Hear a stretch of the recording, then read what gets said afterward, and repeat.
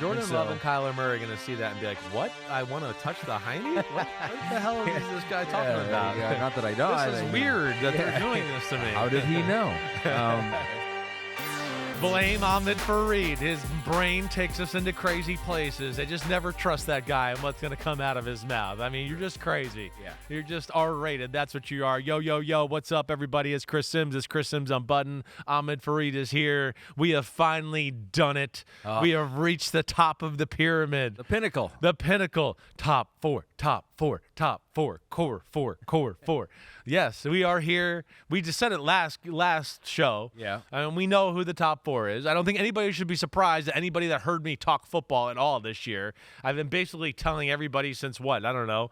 Fourth week of the season on Sunday Night Football. Like, the four top quarterbacks in football are better than everybody else in football right now. They are in a different stratosphere. They're special. We ended off the last podcast with me telling you this is like Elway, Marino, Montana, Jim Kelly in their prime. I don't know. Take another four. I don't know if you could find four at the same time that are playing at such a high level as the four right now in Burrow, Allen, Mahomes, and Jackson. It's incredible. They are all Hall of Famers. They are all first ballot Hall of Famers. The only thing they need is for, Johnny on the couch who doesn't follow football that much goes, wait, they need a Super Bowl or they need an MVP or whatever that. There's some hardware there. But I'm here to tell you as a football historian and somebody that's obsessed with quarterback play that their quarterback play on a week-to-week basis, basically the last 4 years, is absolutely out of this world awesome. That's what it is, and we're in a special era with these four right now, and I hope everybody can appreciate that. And that was the order they were in last year with Mahomes and Allen and Burrow and Lamar Jackson. But you did also say in the last podcast that you don't think it's impenetrable. You think the guys that we talked about in the last pod who were in the top 10 could potentially crack the top 4. I think there's some guys there with that type of talent. Jaden Daniels, I mean, if he continues on the arc he's on last year and then one of these four have a down year or whatever, can he interject himself in that conversation? Absolutely. Justin Herbert, same thing. CJ Stroud, same thing. I'd put those three guys in the top 10 who we're talking about, right? And we have some others that are outside the top 10, but it's specifically in the top 10.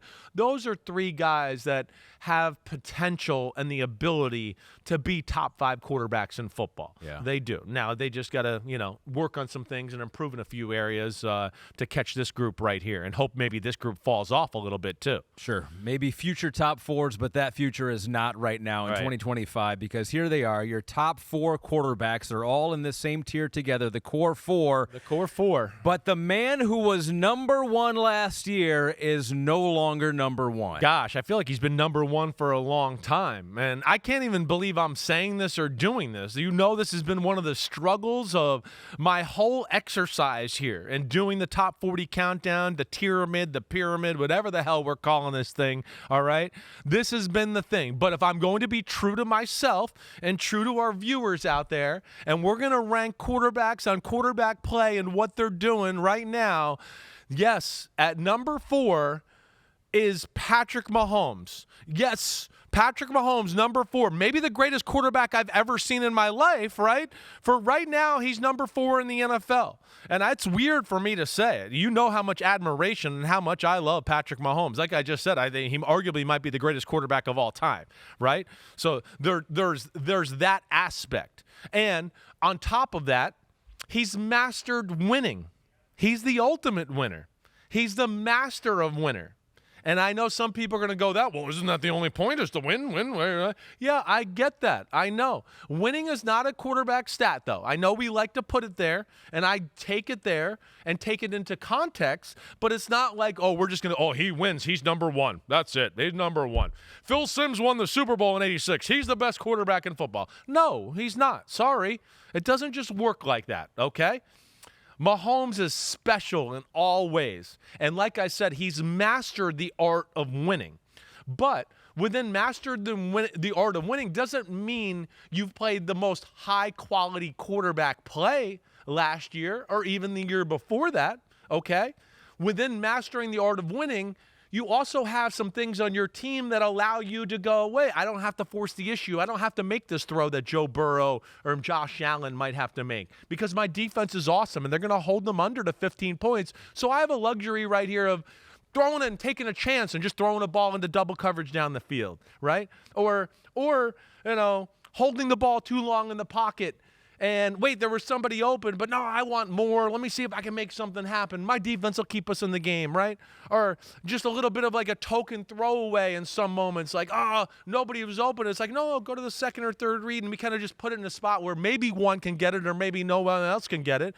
But again, those are luxuries that his team gives him, and those are the things I got to take into account here with this as well.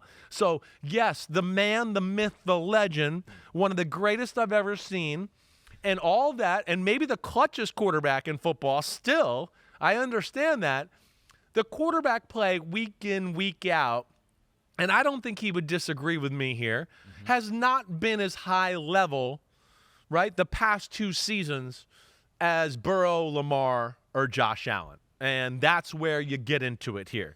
And that's where it's incredibly difficult. And some of the things that just came out of my mouth, I literally want to be like, I can't believe I just said that, right? We have a lot. You know how much I love Mahomes. We have a lot to get into. But any previous relationship you had with Patrick Mahomes, it's all over. It is now over. You have talked to him, interviewed him for the last time. He was number 1 in last year's countdown. Has been number 1 in 4 of the previous 5 countdowns. Only time he was number 2 is behind Josh Allen in 2022. Yeah, that was a special year for Allen, right? Lowest ranking since he was 30th in 2018. What were you thinking then? But so what you're saying here, and we'll get into all the angles of it, and you've already said how elite all 4 of these guys are. Right.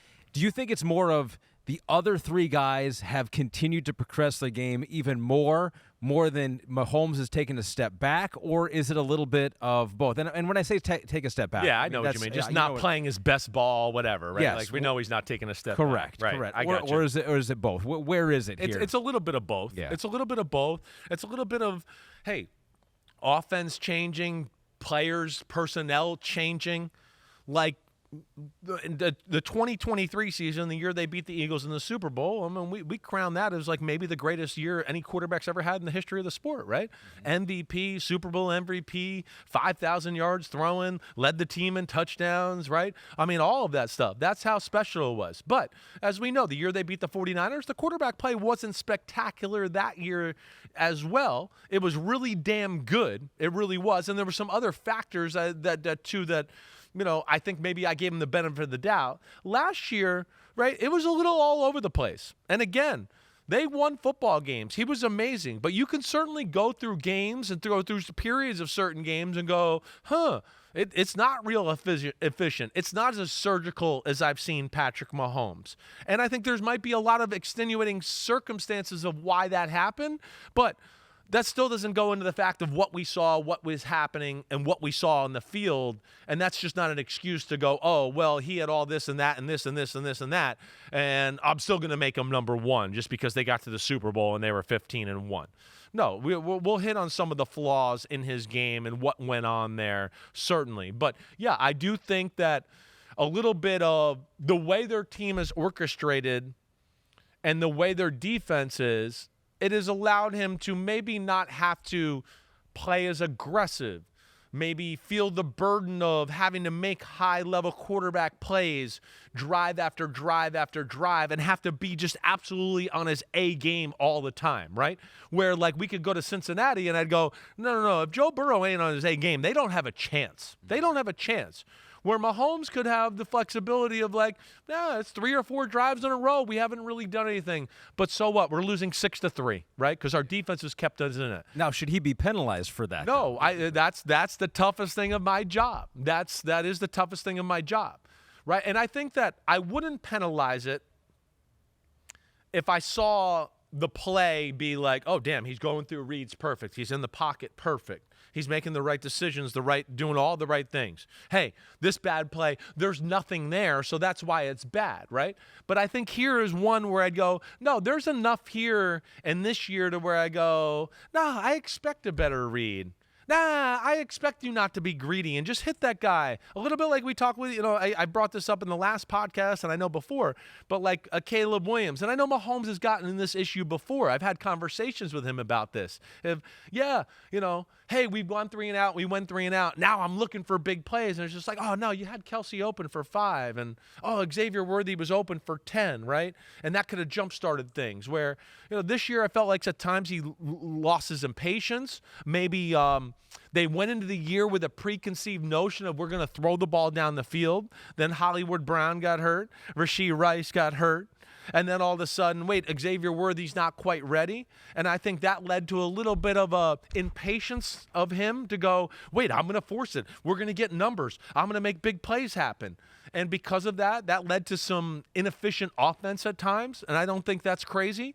I think within that too, did it lead to sometimes going, I'm just going to make a play here instead of going, no, stay in the pocket here. The pocket's good. Go 1, 2, 3, boom, hit the throw, do all that. At times did it go, 1 was open. I could maybe get 4 or 5, but let me get outside the pocket and make some Mahomes magic happen. And then maybe magic wouldn't happen all the time, right? Was there some of that, more of that in his film than maybe years past? Yes. He's had little glimmers of that in his career. This year, I would say there were more games where it was like that than ever before. And I'm not going to lie, I didn't quite expect that going back to watch, right? Because, they're 15-1. They went to the Super Bowl. But then you start to dig through games a little bit and you go, damn, there were some games where it wasn't easy. It was ugly on the offensive side of the ball. Yeah, he did miss some throws and miss some reads and made some dicey decisions and left the pocket when he shouldn't have been. But they stayed in the game, and then they won the game anyways. And usually it was because he was clutch and made plays happen at the end of the game to do that. And that's what's so hard about this. Because at the end of the day, there are so many games where you go, the Raiders game, the Chargers game, the Browns game. They're not very good. You're not going to sit there and go, oh, wow, what quarterback play, what a decision, what a throw, oh, my gosh, blah, blah, blah, blah, blah, blah. No, you're gonna go, okay, oh my gosh, that's amazing, Mahomes. Oh my gosh, that's amazing, Mahomes. Then you're going to sit there and you go, okay, oh shit, they're down. It's late in the fourth quarter. Oh, here he goes. Boom, boom, boom, boom, boom, boom, boom. Field goal, they win the game. And then we kind of forget, like we've talked about with other quarterbacks, to go, there was 3 quarters of not great offensive quarterback play there, even though they got it done. And that's where this is so hard because he is the master of winning.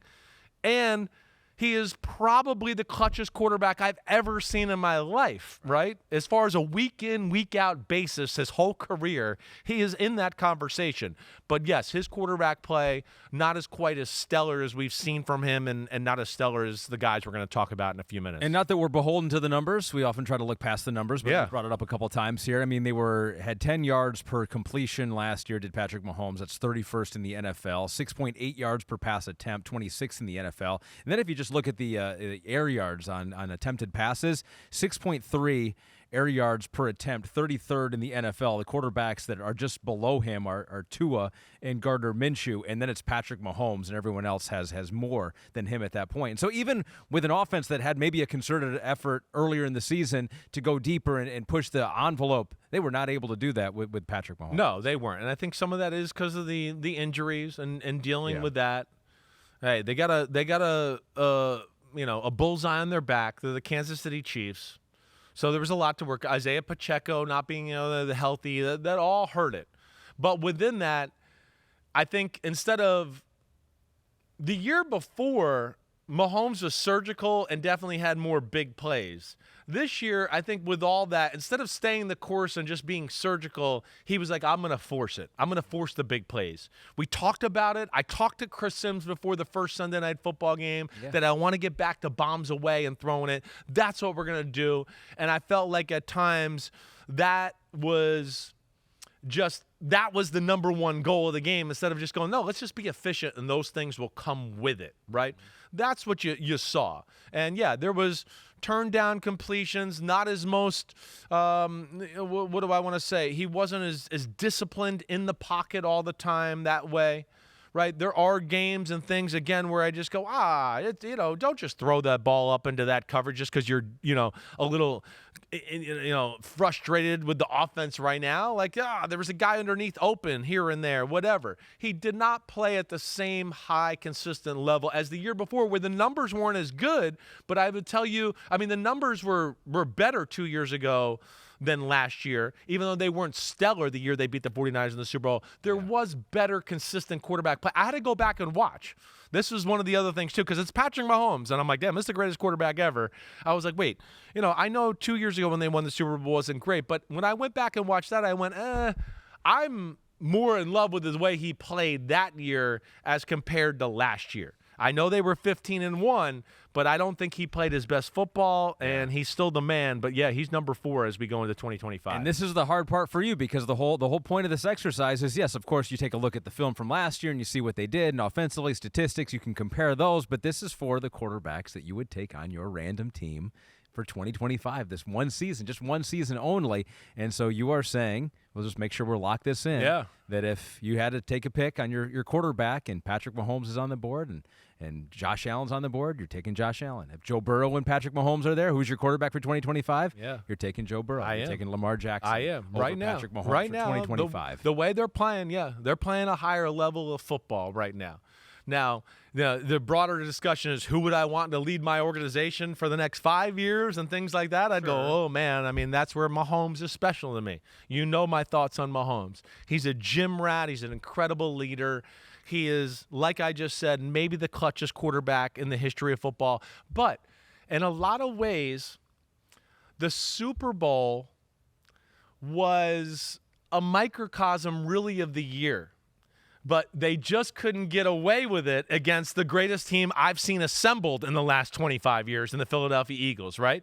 They got away with that stuff. Oh, I threw an interception. So what? We'll come back and win. We won't hold them. Oh, I'm holding the ball and not moving right in the pocket, and I get hit as I throw the ball. Interception again, right? Just that. That game in itself, his little impatience, wanting to force some things, doing some things that you go, oh, I can't believe he did that right there in that moment. That's just like, that's so beneath him, right? I do think that was a little bit of a overlook of really how the year went. But this was the one team they weren't going to be able to get away with going, like we saw a lot of last year. On the offensive side of the ball, there's a lot of B-minus games on that side of the ball, but they find a way to win the game. Yeah. So because of that, we kind of just sweep it under the rug. Oh, they'll do it. They'll do it when they need to.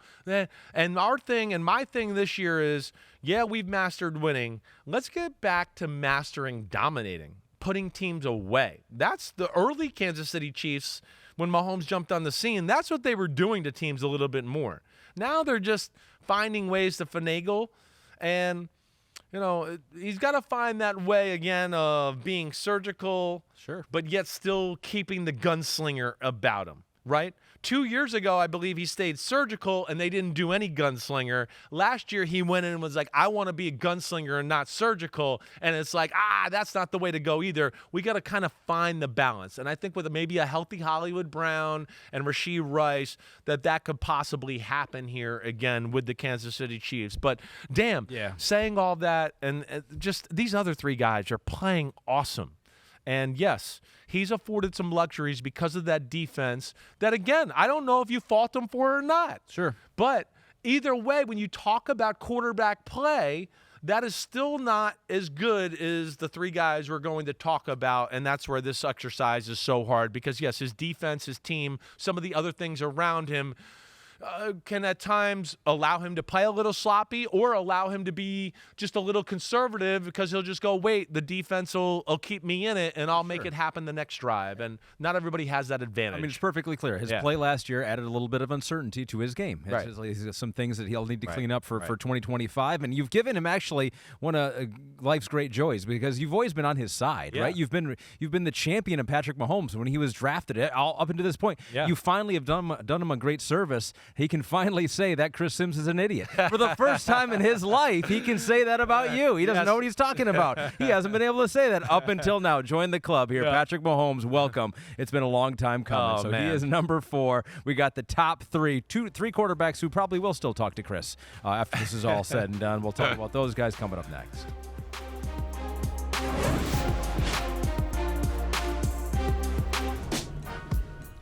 Who's going to win the AFC? According to DraftKings, it's a 3-team race. That is very close. You got the Bills and Ravens, both co-favorites, plus 350, but the Chiefs not far behind, plus 375. Maybe they looked at the tape of Patrick Mahomes and goes, this might not be the number 1 quarterback anymore. They're the 3rd likely favorite in the AFC. Well, as we know, first off, it's hard to 4 years in a row go to the Super Bowl, right? I mean, that's what we're talking about. Yeah. So there's got to be some exhaustion there in itself. The Ravens have been the better football team going into the playoffs the last 2 years. They just haven't played their best football when they've needed to. The Bills, I'm a little surprised to see them that high. The team that I will sit here and tell you, and you heard me say this on the last episode, and I'm going to say it again, the Houston Texans at plus 1,900. I would just go, man, if I had extra money, that would be the team I'd look at for AFC Championship odds. They, to me, are a little bit of the long shot team that I look at. That quarterback, they still got a lot of talent on offense. It's a top 3 or 4 defense in the game. Right? I think that the new offensive coordinator, I think they're a team to watch out for. I think they've officially hit the Super Bowl window, so they'd be the team that I would interject or throw into those top 3 for sure. I think so, too. Broncos are kind of interesting for the same reason. Yeah, exactly right. Exactly right. Quarterback could make another leap and one of the best defenses, maybe the top one in the NFL. But you notice the top 4 teams in the AFC have all the top 4 quarterbacks here on your countdown. DraftKings Sportsbook is your home for live betting. New customers can get $5, get $300 in bonus bets if your bet wins. Just download the app and use the promo code UNBUTTONED when you sign up. DraftKings Sportsbook. The crown is yours. We are into the top 3. We will have a new number 1 this year. Yes, we will. Not be Patrick Mahomes. Yep. Number 1 will not be this quarterback, although he does make it into the top 3. I mean, it's almost incredible that he's number 3. After the year he has and the way he plays and as awesome as he is, and again to the point of what we're talking about, how great these 4 are right now. The guy that could have been the MVP of football last year if somebody else just would have helped him on the team a little bit, all right? Maybe they could have played defense. Joe Burrow, the assassin himself. Yeah, I mean, if you want to look for perfect in-the-pocket quarterback play, and I feel like I probably said this the last 3 years, you look at Joe Burrow. If I want to tell my son to watch how, hey, you might not be able to beat Josh Allen, Lamar Jackson, or Mahomes. You might have to play it a little bit more to the traditional quarterback aspect, right? In the pocket, quick decision, get the ball out of the hands, read the defense perfectly. Joe Burrow's your guy. Joe Burrow is like literally just, what do I want to say? I almost want to put Joe Burrow and then in parentheses go, put it on a reel. Because like he's the guy that a West Coast offensive coordinator would go, hey, you want to learn how to play quarterback in the West Coast offense? Let's watch Joe Burrow because it's perfection, okay? So that's what you look at Joe Burrow. He's got it all. We know that. First, though, it starts with in the pocket, surgicality, dissection. He will absolutely destroy you that way. One great decision after another, one pinpoint throw after another, right? Works the pocket perfectly. Hasn't had the greatest pass protection there, but anybody, as you always hear me say, he's a slippery son of a bitch. His ability to kind of just work the pocket and get in the right spot to make the proper throw. He's got a knack there that is really special. And in doing that, right, where we talked about Mahomes maybe having a little bit of a down year of watching the pass rush a little bit, Burrow, for a guy that's been beat up in his career and had some injuries, I'm always impressed with the fact that he still keeps his eyes down the field within the middle of the scrum with bodies all around him, right? That's where he's really special. But the pinpoint throwing, the pinpoint decisions, along with, I'm not going to say the most rocket arm in football, but it's up there, okay? Yeah, it might not be top 2 or 3, but it's top 5 or 6 arm in the sport that way.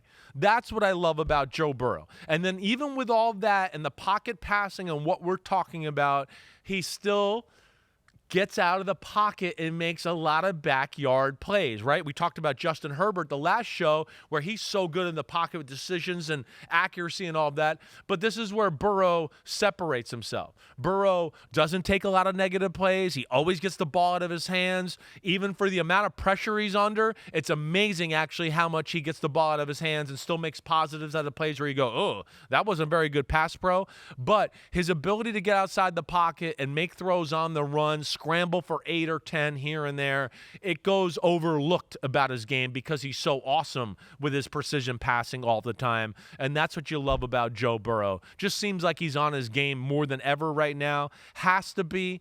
Right? Doesn't have the luxury of sometimes like what we talked about with Mahomes where you can just go like, hey, this series I'm going to take a shot down the field. He might be covered. I don't know. Oh, I'm just going to throw this away here. Like I might have been able to fit it in, but I'm going to throw it away. He didn't have that luxury because it's like, no, they're going to go score on your defense the next drive. So you have to score 30. And that's why they scored 30, 10 points, 10 games in a row and did all that. And that's why Joe Burrow's number 3. And it's actually a crime that he's number 3 in that kind of year. Well, you look at that. You have an MVP any other year. Yeah. If Josh Allen and Lamar Jackson are doing what they do, almost 5,000 yards passing. He led the NFL in passing attempts, completion, yards, and touchdowns. And while doing that, completed 71% of his passes. So it's like he's throwing all the time, completing almost all of them. And in fact, right now, he's like the career leader, all-time leader in completion percentage at 69%.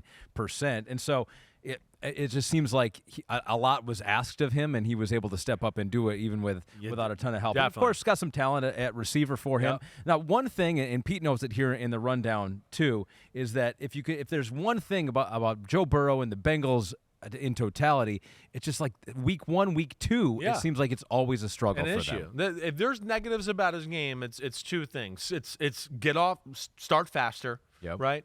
It seems like it takes him until week 5 to be Joe Burrow every year, right? So that's like, yes, we got to fix that. They got to play more in the preseason, whatever, right? But like to our point, and I know this isn't always fair, but when you make $55 million a year and you're Joe Burrow and they want to bring you to Paris Fashion Week every now and then, this is what we start to expect from you is you got to take over some games at some point. And like if Joe Burrow was playing the way he was playing, let's say mid-December or November last year, they wouldn't have lost to the Patriots week 1, right? So I know it's a team thing, but it's also I can point to it to him too, to go, within that and the team starting slow, he starts slow too, and he's not quite able to maybe carry them through some tough early season moments like he can in late October, November, and December, where he just becomes almost like an inevitable force. There's that. And then the other negativity would probably be just maybe could be a little bit more of an aggressive decision maker altogether. I don't think there's any doubt about that. Are there times where I watch games and go, hey, man, he's surgical, boom, boom, boom. But are there times where I want to go, like, why did you dump it off to the back so quick? He hit 5, he dumped it off to the back real quick. Now they got 4 or 5 yards. I get it. But I'm like, man, like you're Joe Burrow. You knew that coverage. You knew T. Higgins might come open on this play. Like, let's wait on this one. If there was one thing you were going to be negative about, but that's about as negative as it gets when you talk about Joe Burrow last year. That really is.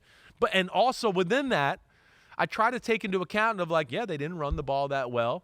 They have to throw the ball all the time. He led the league in passing attempts. It's all on him. So I think a little bit of like that could have led to that conservative nature, right?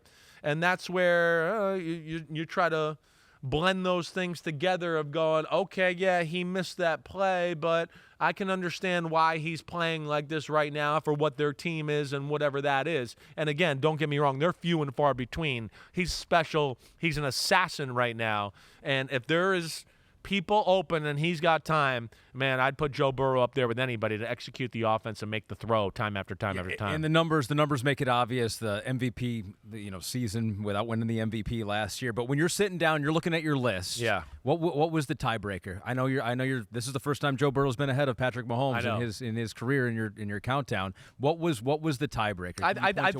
I think it's just the overall consistency. You go through a stretch of the year with Joe Burrow and you just go, oh my God, this is a good game. Okay, let me go to the next game. This one will be, oh my God, this is a good game. Oh my gosh, this is a phenomenal game. oh my gosh, they lost to this and he balled out. Like they played no defense and he just made one great play after another. I think that's the thing. Mahomes was a little all over the place. It was a roller coaster this year.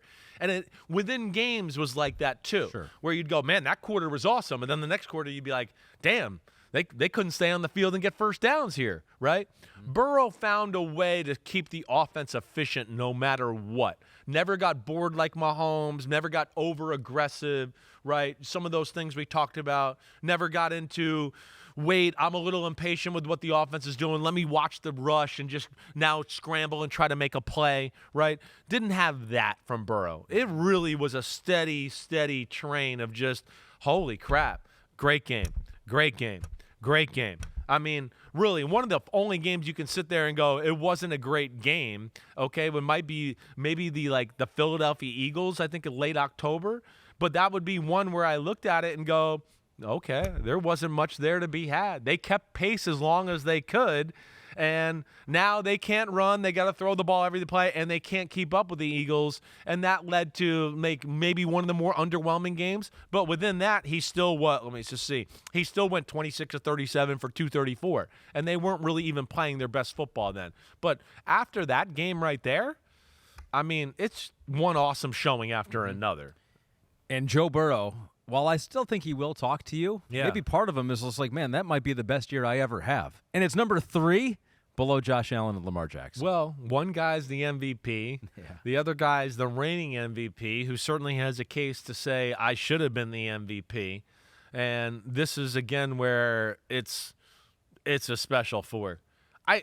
Like I told you, I maybe just put the greatest quarterback of all time at number 4. I still can't even believe that, right? My son's going to have 7 heart attacks when he sees this on social media. Yeah. He's going to be like, oh, my gosh, Dad, I can't believe you did this. Mahomes is never going to talk to you ever again. He's going to be so stressed out about it. And I'm stressed out about it, honestly.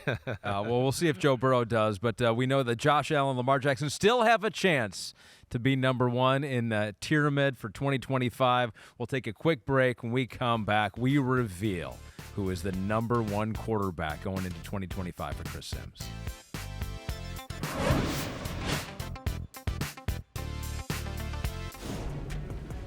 2 incredible seasons. I'm sure the debate is still raging on somewhere. Who's the MVP? Who's the real MVP? Right. Josh Allen. Tough as ever.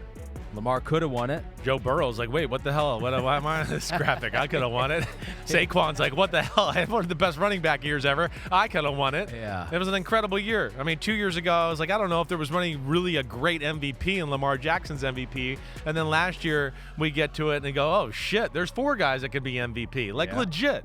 Really legit, and these 2 are awesome right now, and as we've been talking about this whole pod, I mean, these 4 are awesome altogether. You had a vote last year for MVP. Yeah. Who'd you vote for? I voted for Josh Allen as the MVP. I don't think anybody was more valuable to their team than Josh Allen, and I will say that I'm big into with the MVP moments, right? And I think Josh Allen had a few more moments that pulled his team across the finish line in some games where I just went, man, like, if they didn't have him on this team, I don't know what would have happened in that game, right? And that's where I gave him the MVP vote. But don't think that wasn't easy. I mean, that was hard. That was nitpicky going back and forth between. I was watching film going, oh, my gosh, I don't know who to take here, Lamar or Josh Allen. I went with Josh Allen to be the MVP. With Josh Allen, who had the best season last year in your eyes. But that is not the point of this exercise. This exercise is if you had the number 1 overall pick in a total redraft of the NFL players, who would be the number 1 player you would want on your team. So we're going to flip the order. We're going to go 1 and then 2. We know the 2 guys here. You'll probably talk a little bit about both of them at the same time. Yeah, you're right. I got to compare them a little. But let's just reveal it. The 1 player that you would take above all others going into 2025 is? Lamar Jackson. Nobody's playing quarterback right now better than Lamar Jackson. And I know that sounds weird. People are like, wait, nobody's playing better than quarterback than Lamar Jackson, but wait, Josh Allen got the MVP? Yeah, Josh Allen, like I said, I think was most valuable to his team in that way. Ravens were awesome. They had a really good team. He had a better support system around him, right? He didn't always have to make magic happen on a week-to-week basis like a Josh Allen did, right? This is a team that played some of the best defense in the league down the stretch. They could run the ball on just about anybody, okay? So that's why I gave Josh Allen the MVP. But that doesn't mean he played as good a quarterback play on a week-to-week basis. Lamar Jackson is out of this world. I mean, out of this world. He's one of those where I go back and watch and I go, I don't know. Did I make the right vote? I'm not sure. I mean, it's seriously. It's that. I mean, 41-4, 4,000 yards passing, 900 yards receiving. I mean, what do you want to say? It's incredible. It's incredible. And it's through all facets of how you could do it. So, yeah, do I put value in what he brings to the table in the running game? Of course I do, just like we talked about with Jalen Hurts in the last show, right? There's value to that and what he does and his scrambling and his ability to make plays off schedule and his ability to hang in the pocket and hang in there and be a passer and go, wait, I know I got 3 rockets up my ass and I can run around the corner maybe for 60, but I'm going to hang here because I think Zay Flowers is going to come open. Shoo! Make it happen, right? Has just the absolute right touch of when to run and when to hang in the pocket. And on top of that, has conquered a thing that to me is, I've only seen a few people conquer it my whole life as far as this kind of skill set. And I know we've hit on this before, but arguably the greatest running quarterback in the history of the game. And he has become unreal in the pocket, making decisions, throwing the football. Unreal. I mean, he's disciplined in the pocket in what he does in all facets, right? We talk about, hey, this whole life he's been able to look at one guy and go, wait, he's not open, I'm going to go run. And we're all been like, good, go ahead, see you later, right? But he realized, like, that's not sustainable forever. And I think if we want to win the Super Bowl and get a Super Bowl and do that, I got to be better at this part of the game. And he has been out of this world good 2 years in a row now to where you go, wait, this isn't just some guy who can make backyard plays and backyard throws, and he could throw off his back foot. He could throw it sidearm. He's incredible off his back foot. I mean, incredible.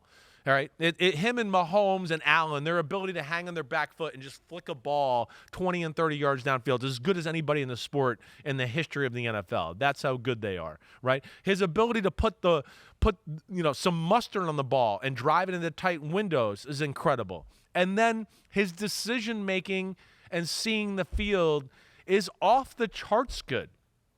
We talked about maybe Burrow could be a little more aggressive at times. Mahomes could be a little more surgical and not be so impatient.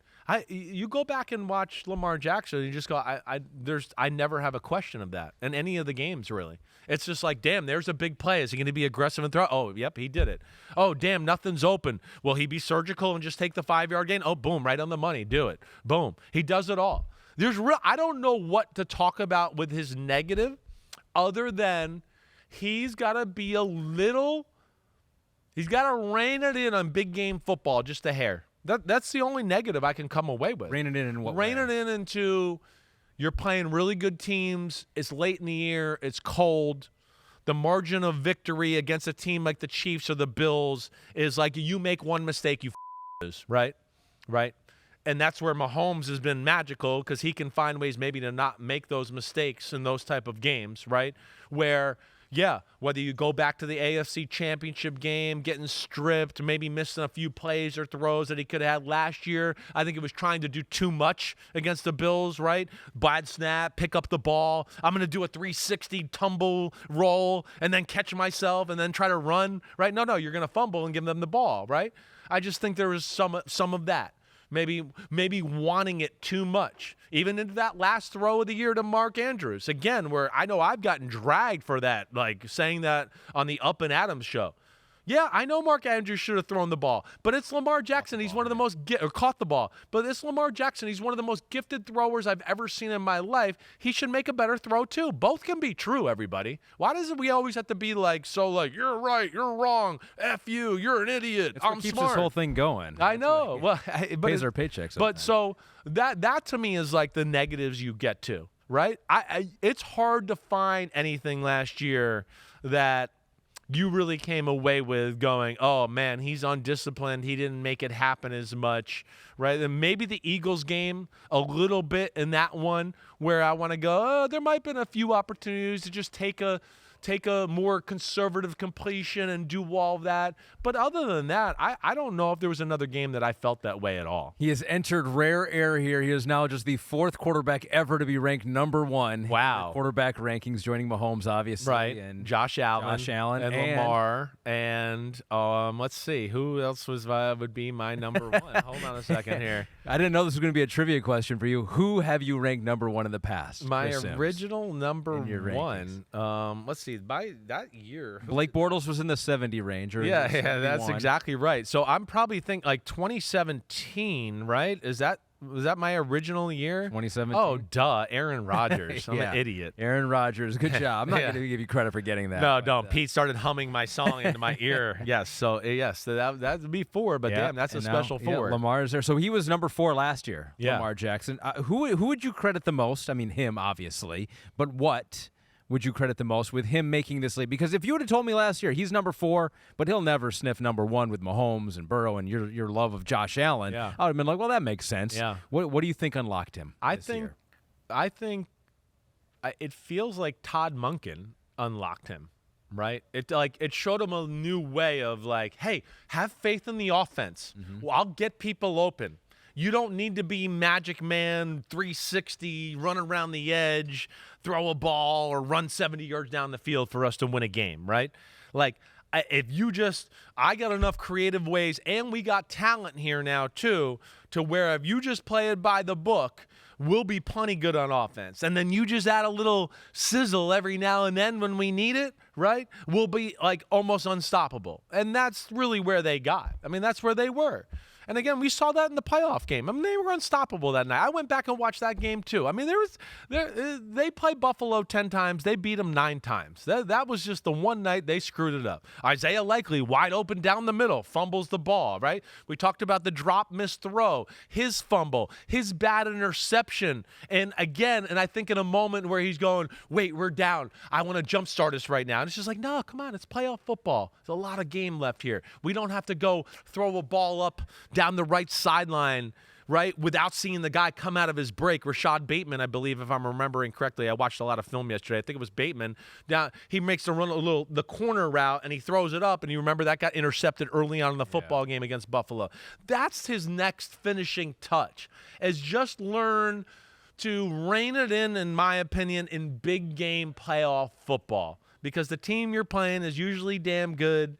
They've been talking about you all week. They're going to do anything they can to get that little advantage. And you might just not be able to play with your pants on fire like the same way you did in Week 12 in the NFL regular season game, right? Yeah. And that's, I think, something he's learning on the fly.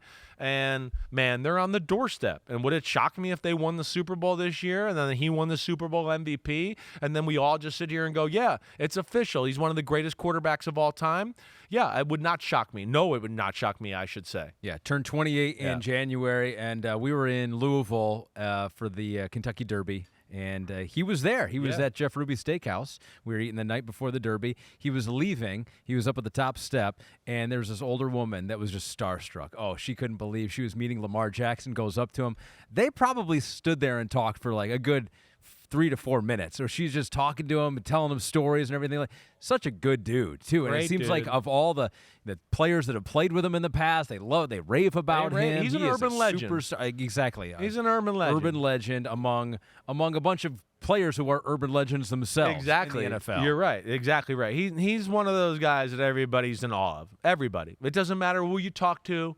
I talk to teams that are getting ready to prepare for him, right? And a lot of the times, like, I'll talk to coaches on a Tuesday because it's a little bit of a, hey, we're studying whatever, right? But I'm not coaching this day. The players aren't here. I might be able to text or talk.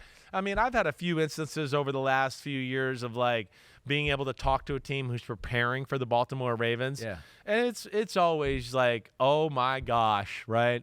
I mean, we were in the other room with all the coaches because the D coordinator called us in there to go, look at this. Look at what Lamar Jackson's doing, right? Like, what do we do? They're watching a highlight tape. Like, what do we do on third down? How do you even defend this, right? That's what he does to football teams. He is one of those rare guys, just like everybody we're talking about here, and we haven't hit on Josh Allen yet, who does this as well, but Mahomes, Burrow, they give defensive coordinators nightmares. They all do it within their own little way here. But Lamar Jackson has hit a part in his career where Yeah, it's all come together, and he's made a rare transition from a running quarterback to a precision, surgical, pocket passing quarterback who runs when need be. And that's what's amazing about it. He hasn't lost a lot of speed. That's what's special as well. He just got to learn big game football, clutchness in the playoffs, if you want to say. Those are the only things that are stopping us from putting him in the hierarchy of hierarchy, which I'm telling you he's already there. We just need some hardware to get Johnny the plumber to believe it. It might be a surprise that he's number one on your list here, but if you talk to defensive coordinators, he might be the number one nightmare. In the NFL. Do you think he's I would say so. A D coordinator who keeps you up at night the most, obviously with what Mahomes has done, but Jackson does so much. It does. It's both. It is both. It's a different way in which they go about it. I think teams are like, oh no, how do we defend Lamar all game long? Mahomes is a little like that, but a little less. But there's more fear of like, he's just gonna win it in the end. Yeah, that's what you get from the people who play the Chiefs. Like he's gonna figure it. He's gonna be clutch at the end, and you don't get that same vibe with Lamar. Everyone's like, oh wow, wow, wow, but they're not quite as afraid of that clutchness yet. And I think that's the last step, the last piece of the puzzle, right? And he hasn't been at OTAs. He's only been there one day. Yeah, and I don't love that. You know that. You only have a certain amount of time to be there, be the leader. You're the man. Right? You want to win the Super Bowl. These, to me, are the little things you do. It's hard to argue the results the last 2 years. I know he's done this, and it's been awesome.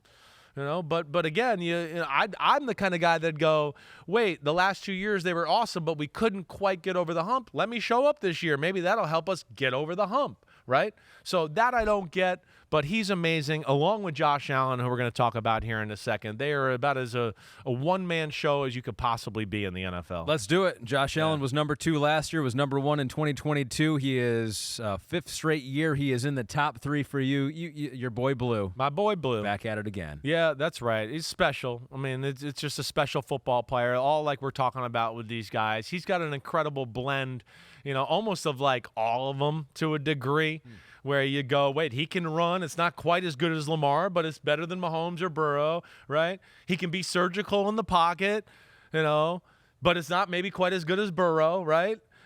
He can be clutch, but might not be as clutch as Mahomes. He can throw the ball off platforms and do a lot, but I don't know if it's as good as Lamar and Mahomes. They might have him in that. He's just got it all. He really does, and I don't think there is a more valuable player to their team, and that's where, to me, it's a little different than what we're talking about here. Again, yeah, Lamar's got 2 first-round receivers, a special tight end, an awesome offensive line, and a first-ballot Hall of Fame running back to go along with it. Josh Allen doesn't have that. So Josh Allen's the talent that has to kind of make up for not having all those guys on his team, and that's why I go with the MVP. But, yes, when you talk about a guy that takes the burden of the offense on his shoulders, and everything about the offense and really the way the team plays is all centered around Josh Allen, that makes him special too. Standing in the pocket, big throws, right? Out of these guys, nobody plays bigger in the pocket out of the core 4. He's got a little bit of that Justin Herbert quality of where it's just people around him, people trying to grab his horse collar, and he still throws the ball down the field. Can't step into it. Somebody's grabbing his ankle. He still throws a 20-yard comeback. You're like, first off, who has the guts to even do that? Second off, wow, that was right on the money, right? That's where he's amazing. And then, of course, the big runs and big moments and all of that are all special as well. He is arguably the most powerful arm we've ever seen in the history of the sport. He's got all the throws you want. He might not be quite as precise in the short to intermediate pass game as a Joe Burrow. Lamar's damn good in that too, but he's close to the top of the league in that department. Game-changing power throws. He is the most game-changing power thrower in football. He's one of the most game-changing power throwers in the history of football. That's how special he is.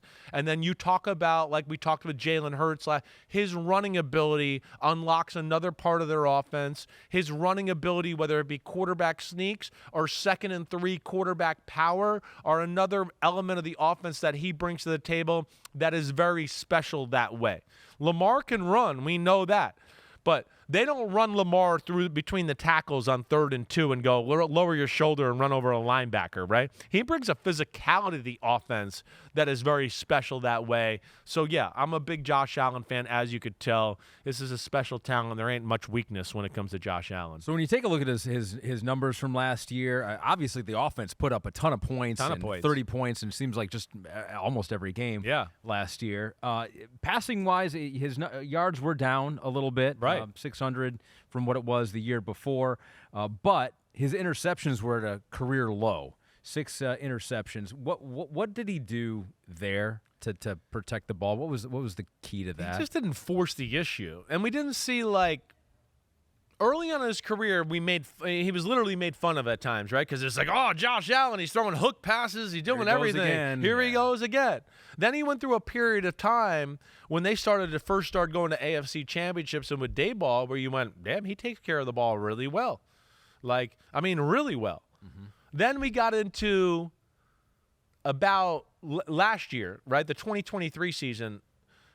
It felt like he started to feel the burden of what we just talked about with Mahomes. I got to make it happen, right? Stephon Diggs ain't getting open the same way anymore. We were sitting here talking about it. Gabe Davis, who still not on a team anywhere right now, but he's a number 1, everybody's been telling me for a long time. Yeah, okay, right? So I think he was feeling like, I got to jumpstart things. I got to make big plays.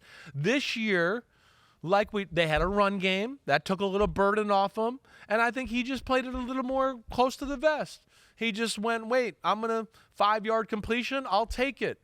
10-yard completion, I'll take it. I'm not going to look for more. I'm not going to try to throw some laser into tight coverage down the football field. I just think he played the position in the pocket a little more true to form instead of so backyardy football-y, okay? I know that's not a real phrase. 2 years ago, I think that was the big difference I saw from his game. And you like Khalil Shakir. I do. Keon Coleman showed some flashes for sure. Exactly right. Joshua Palmer comes in. Still not, you're not going to rank that as the best trio in the NFL, but Josh Allen has not had that in his career. Really. No, exactly right. But there's enough there now. That's what's good. It's not all on him. And that's where they were dangerous last year, is the fact that they have a really good O-line. Cook is a game-changing running back. And, yeah, even though I would say none of those guys at receiver are superstars, there's a lot of good. Mm-hmm. And a lot of good with a superstar quarterback can make the offense look great. Right? And that's what we'll see here. I still think they could use one more weapon on the offensive side of the ball, as you've heard me say, but maybe Keon Coleman and Dalton Kincaid take that next step this year to where we don't say that, right? And also within that, this is a team that is not great on defense. So the burden of him, like we talked about with Joe Burrow, are some of the things Mahomes could get away with maybe going, I'm going to be over-aggressive, or I'm going to be overly conservative here because my defense will keep us in the game. He doesn't have that luxury with the Bills. The Bills' defense is good, but it's not one that we sit here and just go, oh, the Bills are coming. They're going to dominate this week. No, not at all. So he has to play at a high level and make things happen, and he's done that more times than not, that's for sure. A lot of the draft capital spent on defense this year for the Buffalo Bills, which ultimately could help Josh Allen and that offense there, too. We got to take one more break. When we come back, the top 10 has been revealed. The top 4, the top 1. We'll review it next.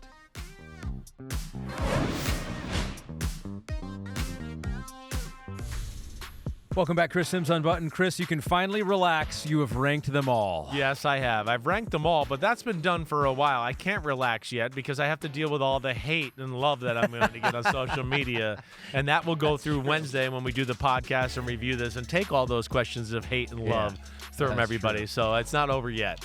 Good job, though. Hey, we appreciate the effort you put into it. Thanks a lot. It's always a fun exercise. I love talking about these quarterbacks. The top 4 is special. Yeah, and it's weird. But again, Josh Allen at number 2. I know he had a stretch from early November to December that won him the MVP, but that doesn't mean he played the best quarterback play throughout the year consistently. And Lamar Jackson is absolutely on fire right now. He is the Chris Simms Unbuttoned number 1 quarterback. He will be on the top of the pyramid. So we'll come back on Wednesday to wrap it all up. Some AMA. We'll talk about anything that we missed here, but we should clap it up for Lamar. Yeah, clap it up for Lamar. You know where to find us. Subscribe, rate, review. We'll be back Wednesday. Take all the questions on Lamar Jackson. Yes, the number 1 quarterback of the homies. Peace out, homies. Clap it up.